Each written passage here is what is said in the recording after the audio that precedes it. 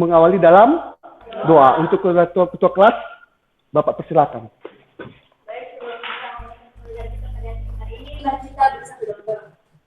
Tuhan Allah kami yang berada dalam surga, kembali ke rumah nama bisa hari ini. Bapak, terima kasih atas semua kasih dan juga dalam hidup kita. Ya Tuhan, ini berdoa bersama hari ini, sama kami dalam Yesus Kristus. Amin. Baik, terima kasih ketua kelas. Hari ini hadir semua ya ketua kelas? Hadir. Baik.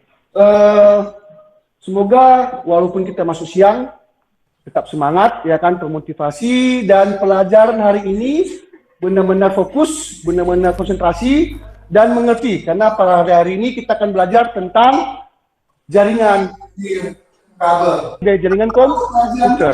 Maka kalau pelajaran kita minggu lalu, kira-kira sama masih ingat pengertian jaringan WAN. Silakan. Yang dapat mencapai satu negara bahkan benua. Oke, itu WAN. Berarti mencakup negara dengan negara atau benua dengan benua. Jenis jaringannya berhubungan dengan menggunakan kabel dengan tanpa kabel, ya kan? Nah, siapa yang bisa memberikan perbedaan secara sederhana saja antara jaringan menggunakan kabel dengan tanpa kabel? Siapa? Silakan. Perbedaan antara jaringan kabel atau wired dan jaringan kabel adalah jika yang dinamakan dengan jaringan jaringan tanpa kabel, jaringan yang menggunakan kabel. Nah, jaringan ini memiliki kekurangan yaitu memakai banyak lokasi untuk jaringan kabel. Dan keunggulannya adalah transfer data yang cepat, tingkat keamanan yang tinggi, dan biasanya digunakan dalam area lokal, baik itu di gedung maupun antar gedung. Nah, sedangkan jika yang dinamakan dengan jaringan kabel adalah jaringan yang tanpa kabel, tetapi jaringan yang tanpa kabel tetapi memanfaatkan gelombang elektromagnetik sebagai komunikasi datanya. Dengan kekurangannya adalah transfer data yang lebih kecil jika dibandingkan dengan jaringan kabel. Dan yang menjadi keunggulan dari jaringan ini adalah memiliki keunggulan di mana pengguna dapat mengakses jaringan ini dimanapun berada saja. Oke, terima kasih. Berarti kan sudah paham ya.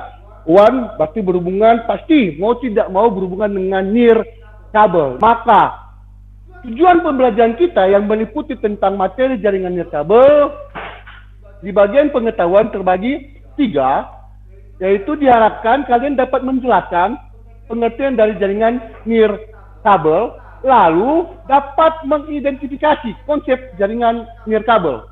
Dan yang ketiga, dapat mengevaluasi konfigurasi jaringan near kabel. Itu bagian pengetahuannya.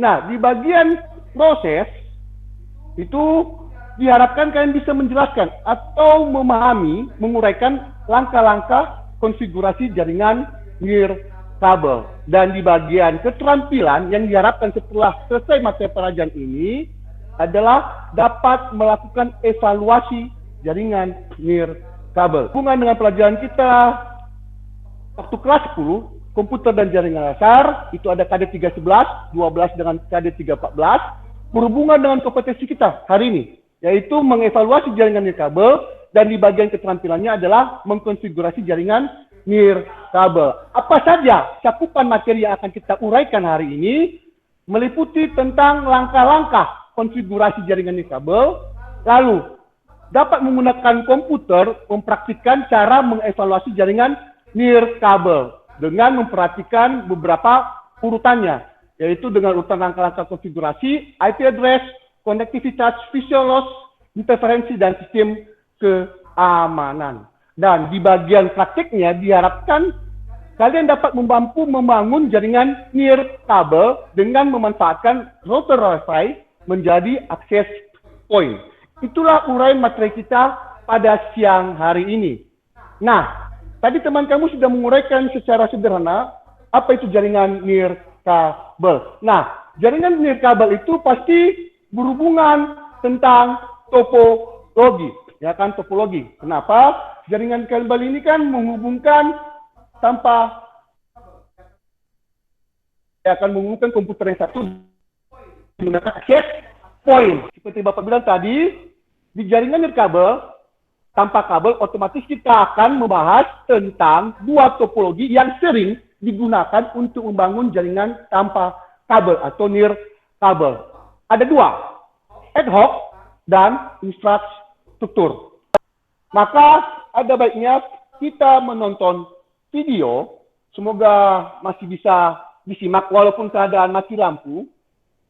Dalam keadaan mati lampu, semoga bisa untuk diperhatikan. Maka, sebelum kita masuk hari ini tadi, Bapak sudah membagikan kelompok melalui WA grup kelas. Maka Bapak silakan untuk membentuk kelompok belajar. Silakan.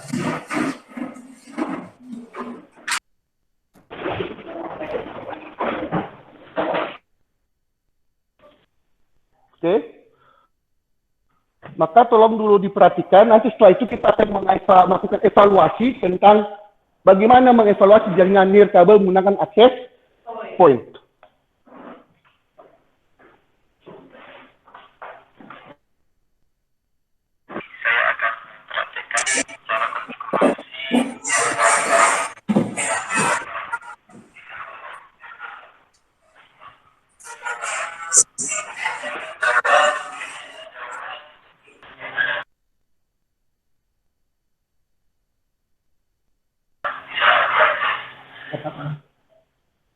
Kita sudah selesai menonton videonya, tapi tidak mengurangi semangat. Maka dari video itu, sebenarnya Bapak sudah merencanakan untuk melakukan konfigurasi, ya kan?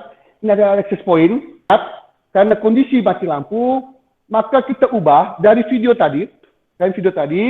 Tolong cari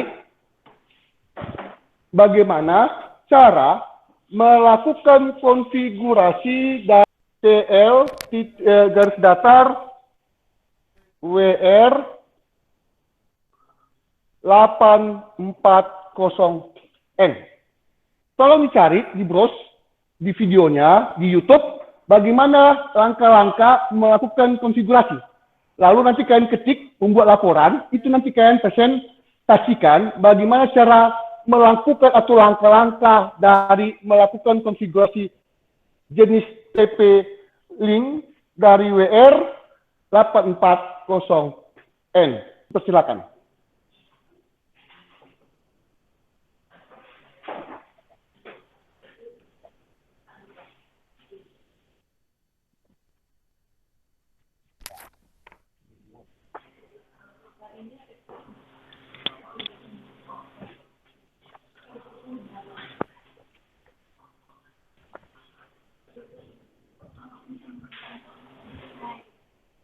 Baik, di mana? Enggak tentukan IP-nya apa? IP yang dipakai? Berapa? Nomor IP-nya berapa? 192.168.1.100. Itu IP-nya ya. Subnetnya apa? Pengen pakai? 255.1.192. Oke.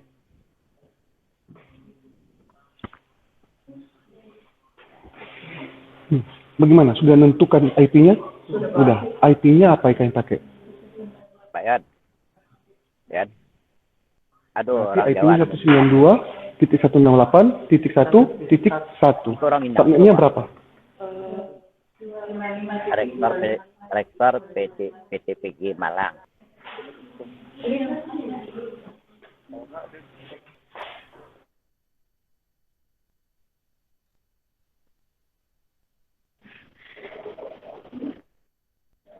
Bagaimana? Ada yang sudah siap? Ada. Berapa?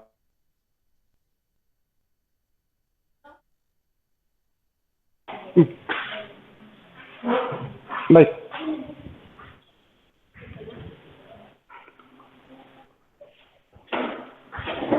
Baiklah teman-teman, terima kasih kesempatan yang telah diberikan kami dari kelompok satu. Saya akan memperkenalkan nama kami. Yang pertama, yang seperti kami dari Mata Pati Walu, kemudian dari Pati Walu Banua, kemudian dari Pati dan terdiri Pati Walu Banua. Baiklah, kami akan mempresentasikan hasil konfigurasi kami. Yang hal pertama dalam langkah-langkah konfigurasi router IP, poin. Yang pertama, melakukan sambungan dari kartu WiFi ke TV. Kemudian memasukkan username dan password. Dan yang terakhir, kita melakukan uji coba dengan membuka Benar. halaman itu atau Bener, undip nak. salah satu halaman. Undip. Oke. Benar anu dulu. Ini BCA. Ada tanggapan pertanyaan dari kelompok. Bang apa ya? Oke, Pertanyaan itu mana? hasil konfigurasi. Mereka kelompok 1 sudah menguraikan langkah-langkah konfigurasi dari TP-Link TL WR840N. Menurut kelompok 2, dari konfigurasi mereka kalian sudah simak. Menurut kalian ada tidak yang perlu ditanyakan atau yang perlu dievaluasi dari hasil langkah-langkah mereka? Baik, terima kasih kesempatan yang telah diberikan kepada saya. Saya mewakili dari kelompok saya untuk mencoba menanggapi atau memberi pertanyaan tentang hasil konfigurasi dari kelompok 1. Pertanyaannya yaitu, bagaimana cara mengevaluasi konektivitas jaringan telah terhubung atau tidak?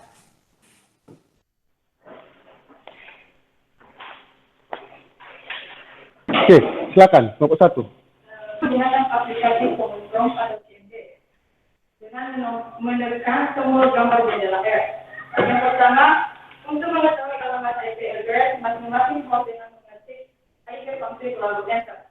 Kedua, mengetik pin alamat IP address host yang akan diuji misal pin 192.168.1.10. Ketiga, menguji konektivitas telah terhubung ke internet dengan mengetik pin www.google.com lalu enter.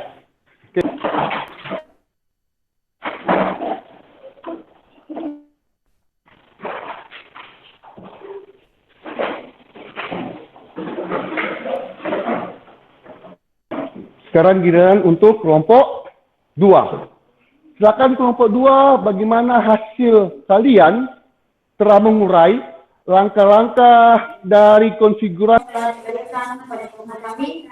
Kami terdiri dari Novik, kemudian Alfa, dan Agnes sendiri. Jadi kaidah kedua adalah kedua yang saya sendiri adalah yang kedua.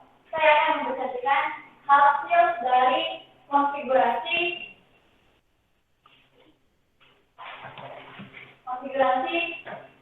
router TP-Link.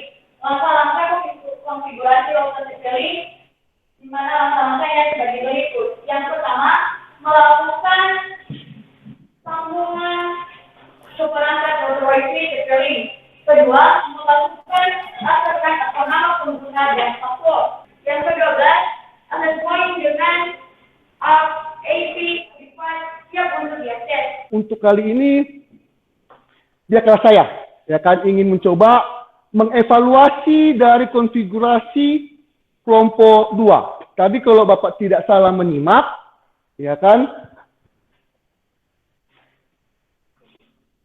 di IP router, silakan duduk. Di IP router tadi kalian anggap ini gambarnya router. Tadi kalau Bapak tidak salah, IP-nya kalian gunakan 192.168.1.100. Ini kan IP. Nah, misalkan Bapak gambar sini komputer kliennya, anggaplah ini sebuah laptop. Ya kan? Dengan IP-nya Bapak buat 2.168.2.100.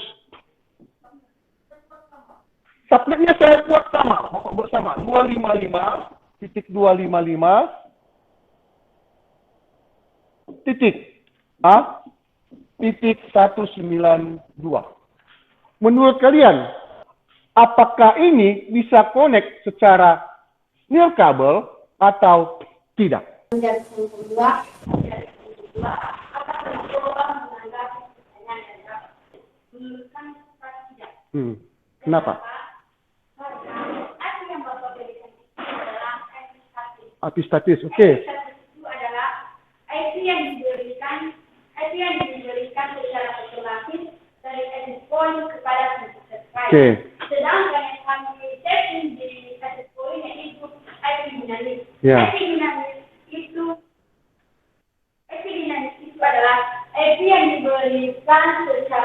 informatif kepada terkait. Ada lagi mau tambahkan kelompok 2 atau kelompok 1? Tidak ada? Maka silakan kembali ke tempat, kita berikan tepuk tangan.